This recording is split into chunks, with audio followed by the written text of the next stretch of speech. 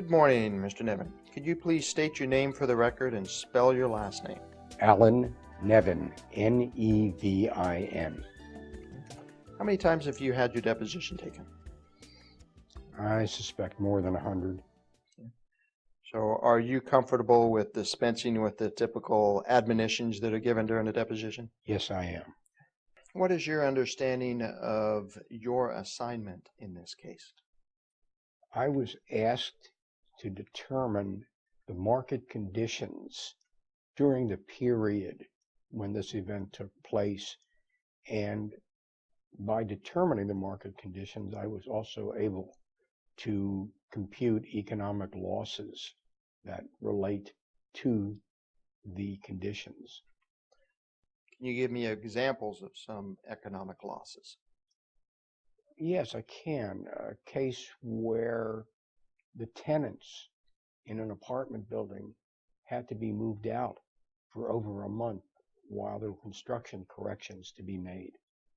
And the losses that the income stream showed for the owner of the property, plus the reimbursements that the owner had to make to the tenants in terms of their putting them up in hotels and food and other costs that they would not ordinarily have incurred if they maintained their residence.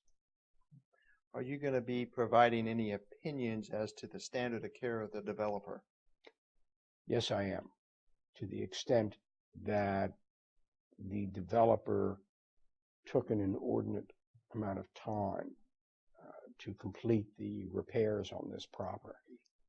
Why do you believe you are qualified to provide opinions, expert opinions, on the subjects that we just discussed?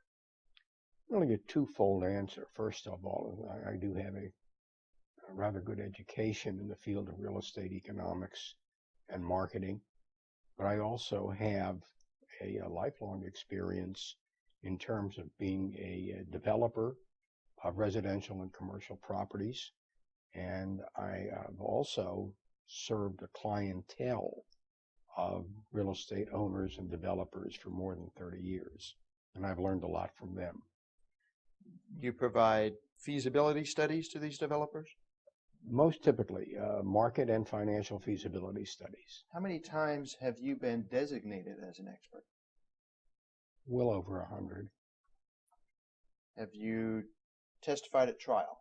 I have. How many times? I would say 50 or more.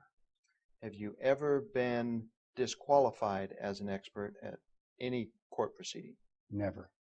The well over 100 times that you've been designated in a case, what percentage of those would be where you're testifying on behalf of the plaintiff, and what percentage for the defendant?